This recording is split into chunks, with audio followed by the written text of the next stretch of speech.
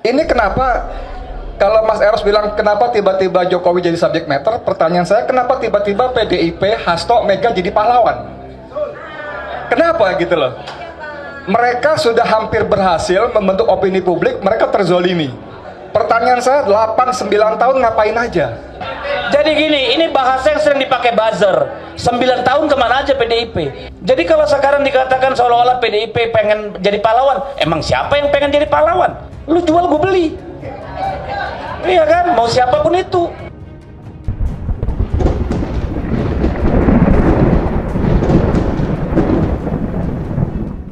Assalamualaikum warahmatullahi wabarakatuh. Iwan Filah. Ada kejadian menarik ya di sebuah forum, di mana di situ ada beberapa tokoh yang hadir dan juga beberapa kalangan yang menonton. Nah, di antara yang hadir tersebut ada Bung Deddy Sitorus, yaitu anggota DPR dari Partai PDI Perjuangan. Dan menariknya di sini ada penanya, di mana namanya sama Deddy juga, tapi Bang Deddy Mulyadi. Di mana di sini ada pertanyaan yang cukup panas ya.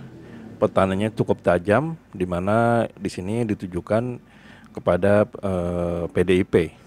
Nah, menariknya di sini jawaban dari Deddy Sitorus juga tidak kalah tajam ya.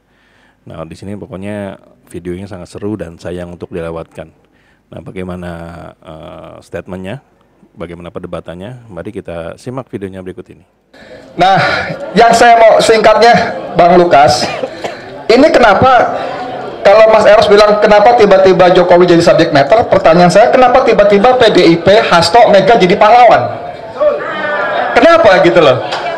Mereka sudah hampir berhasil membentuk opini publik, mereka terzolimi. Dizolimi oleh anak asuhnya yang durhaka. Pertanyaan saya 8-9 tahun ngapain aja? Kan mereka yang menciptakan monster bernama Joko Widodo. Kenapa baru 1 tahun ribut? 9 tahun mereka kan, kalau kita mengutip kata si Faisal Assegaf, itu Megawati dan Joko Widodo orang yang paling banyak menindas rakyat Indonesia itu dia, mereka berdua. PDIP kok menikmati, tidak bisa tidak. Sekarang pura-puranya atau beneran berantem tapi didramatisir jadi pahlawan, terzolimi. Enggak bos, saya sependapat dengan Pak Kurnia tadi bahwa siapapun sekarang yang melawan Jokowi teman kita. Tapi khusus PDIP catatan panjang. Kalau memang berani mau, ayo sama-sama. Tapi tetap catatan panjang, kita memaafkan tapi tidak melupakan. Baik. Ya, dasar PDIP dasar sekali. Waktu revisi undang-undang KPU ngapain? Semua begitu banyak KPK. Begitu banyak ngapain? Dulu waktu masih oposisi, BBM naik, mewek, nangis. Sekarang paling depan pasang badan. Jadi ngapain gitu loh? Nah, teman-teman rakyat Indonesia, disiarin semua, jangan terkecoh. Jangan terkecoh sedikit pun juga, ya. Ini cuma masalah kesempatan, mereka berbeda jalan aja. Kalau masih satu, mereka saling menunggangi kok. Mereka saling menunggangi, tapi sudahlah. Kita melupakan, tapi tidak memaafkan. Ya, atau begitu, saya tidak mau dua-duanya sebetulnya, karena sejarah panjang sekali. Nah, saya suka dengan kalimat Mas Eros, 3R. Resah, rusuh, revolusi. Baik, saya minta teman-teman di sini mulai deh, lupakan partai, lupakan partai, lupakan partai. Mereka semua sekarang beda kepentingan aja kok. Begitu kepentingan sama, mereka sama-sama ngerampok lagi. Baik. Ya? Poin taken Bang Edi ya. Poinnya minta Mas Eros barangkali mengorkestrai kita. Makasih banyak. Assalamualaikum warahmatullahi wabarakatuh. Iya, terima kasih. Kalau soal nyali kita bisa diuji ya Pak Ibu ya. Nyali kita udah diuji dari zaman Soeharto Pak. Kita nggak lahir tiba-tiba jadi anggota DPR. Kalau soal itu silakan kita berdebat sampai pagi. Lalu begini, konstitusi kita menyatakan bahwa harus ada partai politik, harus ada pemilu, ada trias politika. Kalau Anda nggak suka partai politik silakan. Karena pilihan di luar partai politik apa? Monarki, apa? Model Korea Utara, silakan Anda pilih. Lalu yang kedua, PDIP menikmati 9 tahun. Naturally, secara natural, semua partai bertarung, berkontestasi untuk mendapatkan mengelola kekuasaan. Apa itu partai politik? Ya, isinya rakyat. Apa bukan manusia isinya? Bukan rakyat? Iya dong. Lalu ketika kemudian menang pemilu, PD Perjuangan ada di pemerintahan, wajar nggak dapat menteri? Ya wajar, karena sejatinya itulah tugas partai politik, supaya ideologi organisasinya, platform partainya bisa dikelola oleh pemerintahan. Dan itu dibuktikan PD Perjuangan dengan KIP, dengan BPJS, dan seterusnya dan seterusnya. Lalu kalau dikatakan menikmati apanya? Yang jelas dong, hanya karena kita punya 4 menteri masing-masing tiap periode. Emang menteri apa yang kita dapat? Menteri Hukum, Menteri Dalam Negeri, Menpan RB, Menteri Pendayaan Perempuan. Emang kita ngambil Menteri BUMN? Emang kita ngambil Menteri Perdagangan? Lah, oh, nggak diminta. Bukan, nggak ada urusannya sama rakyat. Yang kita ambil itu kan yang urusannya dengan itu. Jadi kalau Anda katakan menikmati, ya memang harus menikmati. Kalau nggak, ngapain jadi partai politik? Tapi apakah dipakai untuk memperkaya diri? Silakan Anda buktikan. Jadi kalau sekarang dikatakan seolah-olah PDIP pengen jadi pahlawan, emang siapa yang pengen jadi pahlawan? Kami berjalan, berjuang, melawan sesuai yang kami alamin. Bukan minta dianggap jadi pahlawan, nggak penting. Mengapain jadi pahlawan? Emangnya kami nggak mengalami tekanan? Emangnya saya nggak setiap saat diawasi? Gimana sih? Itu bukan untuk minta belas kasihan, nggak perlu PDP, nggak usah. Emang kenapa? Kan gitu nih urusannya. Lu jual, gue beli. Iya kan, mau siapapun itu. Jadi jangan coba-coba intimidasi saya dong. Iya kan? Ntar dulu. Saya udah jauh-jauh nih. Jadi 5 menit ya. Ya oke, saya paham. Jadi gini, ini bahasa yang sering dipakai buzzer. 9 tahun kemana aja PDIP? Seolah-olah tidak ada dinamika. Tapi apakah kita harus cengeng menceritakan bagaimana begitu banyak ketidaksetujuan, berapa kali kami dikhianati, tapi harus menahan diri sebagai partai politik sebagai konsekuensi dari pilihan? Kan gitu, pelan-pelan kita buka. Kemarin Mas Hasto sudah buka 1. Ya, Mbak Puan sudah pernah minta maaf karena melahirkan kader yang seperti itu. Saya sudah berkali-kali ngomong, mau Anda apa lagi?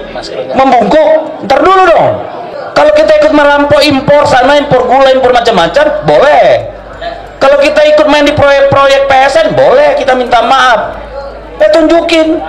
Nikmati itu nikmati apa? Kalau jadi menteri ya harus. Apa gunanya jadi partai politik kalau nggak jadi menteri? Lalu kemudian, apakah PD Perjuangan mampu mengadili Jokowi? Yang harus mengadili Jokowi itu hukum. Kalau PDIP sendiri emang bisa. Tadi saya sudah bilang, kalau bicara hukum nggak ganti Kapolri, omong kosong. Kan gitu. Urusannya di situ, Pak. Ibu, ya. Lalu apa yang sudah kita lakukan? Kurang apa Ibu Mega marah dan berteriak? Udah berapa kali? Anda silakan lihat TikTok saya, lihat di TV Parlemen bagaimana PD Perjuangan sejak 2014 sampai 2024. Apakah semua cuma diam? Saya kira tidak, kecuali kurang piknik. Silakan cek di semua komisi. Silakan lihat bagaimana kemarin saya marah-marah sama Menteri Dalam Negeri, Menteri Agraria, dan itu di semua komisi. Bahkan waktu Ibu Mega jadi presiden, fraksi PDI Perjuangan minta berbeda pendapat sama Ibu Mega 3 kali. Jadi janganlah kita ini merasa paling benar gitu. Ya, kalau mau marah, ayo marah bareng-bareng. Mau marah sendiri-sendiri juga boleh, nggak ada masalah. Tapi nggak usah merasa paling benar deh. Kami merasa bersalah karena lahirnya Jokowi. Ya, tapi siapa yang tahu Jokowi belok kanan? Malaikat aja tertipu, apalagi cuma gue. Yang bener aja dong. Ya, itulah tadi jawaban dari Bung Deddy Sitorus merespon dari pertanyaan atau tuduhan atau mungkin statement yang sangat keras dari Bung Edi Mulyadi ya. Nah, Bung Edi Mulyadi ini itu dia adalah seorang jurnalis, juga seorang penulis dan juga seorang aktivis. Nah, Bung Edi Mulyadi ini namanya sempat menjulang itu setelah dia memiliki kasus tentang narasi yang bisa dikatakan menyudutkan IKN ya, Kalimantan, dengan menyebutkan kalau IKN itu adalah tempat jin buang anak. Nah, tapi Bung Edi Mulyadi ini juga aktif itu di beberapa pergerakan. Nah, jadi bisa dikatakan tuduhan atau statement yang sangat tajam dari Bung Edi Mulyadi itu langsung direspon secara keras juga oleh Bung Deddy Sitorus, di mana dia menyebut kalau memang lahirnya Jokowi memang benar dari PDIP, tapi yang namanya jalan pikiran seseorang, apalagi dia adalah seorang presiden, itu tentu tidak bisa berkaitan langsung dengan PDIP. Karena memang PDIP sendiri juga walaupun ada beberapa kadernya yang menjadi presiden seperti Bu Megawati, Bung Deddy Sitorus juga mengatakan bahwa sempat ada 3 kali berbeda jalan antara partai dan juga pemimpin negara. Nah, Bung Deddy Sitorus juga bisa dibilang dikatakan cukup keras ya, bahwa memang PDIP juga selama ini kalau memang dianggap hanya drama, ya itu terserah. Bahkan Bung Deddy Sitorus juga menantang kalau memang mau berdebat sampai pagi juga dia siap. Karena dia pikir kesalahan dari Jokowi itu tidak murni datangnya dari partainya. Dan juga untuk masalah minta maaf, sudah beberapa kali petingginya atau pejabat-pejabatnya minta maaf seperti Puan Maharani, dan juga Bung Deddy Sitorus juga sempat mengatakan minta maaf atas apa yang dilakukan oleh kader partainya, yaitu Pak Jokowi. Nah, jadi perdebatan tadi itu memang sangat menarik dan cukup panas ya. Bisa dikatakan itulah memang dinamika politik yang terjadi di hampir seluruh negara. Ada yang pro dan ada yang kontra. Ada yang merasa dizolimi, ada yang merasa terzolimi gitu. Nah, jadi itulah dinamika. Kita bisa belajar dari hal tadi dan dari hal apapun. Jadi sampai di sini dulu ya, Eden Project. Beli memang kami ada salah kata atau salah data, kami mohon maaf. Wassalamualaikum warahmatullahi wabarakatuh.